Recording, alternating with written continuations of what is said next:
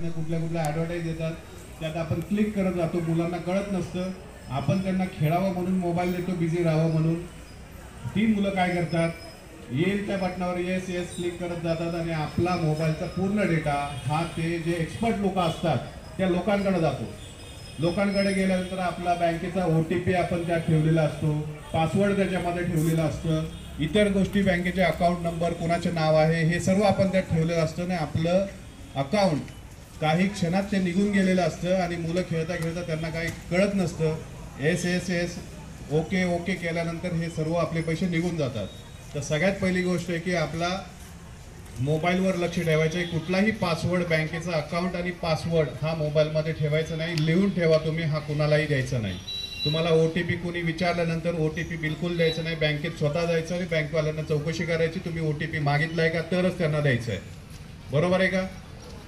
त्याच्यानंतर एक स्टोरी सांगतो. मी चतुर्शिंगी पोलीस स्टेशनला सिनियर इन्स्पेक्टर म्हणून काम करत असताना त्यांचा मुलगा, आईवडील आहेत त्यांचे, वृद्ध आहेत, 70-80 वय आहे त्यांचं, आणि त्यांची मुलं सगळी बाहेर होती, अमेरिकेमध्ये, US मध्ये, UK मध्ये होती. त्यावेळेस त्यांनी काय केलं की त्यांना फक्त TVचं रिचार्ज करायचं होतं. TVचं रिचार्ज किती रुपयांचं असतं?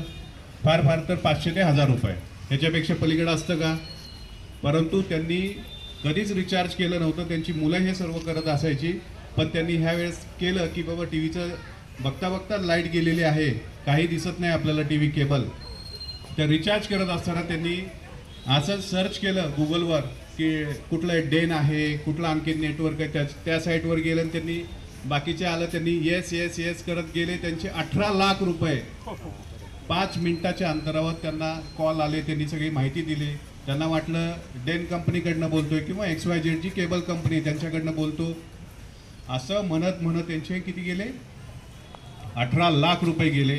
ते आले आमच्याकडे पोलीस स्टेशनला, साहेब असं असं झालं.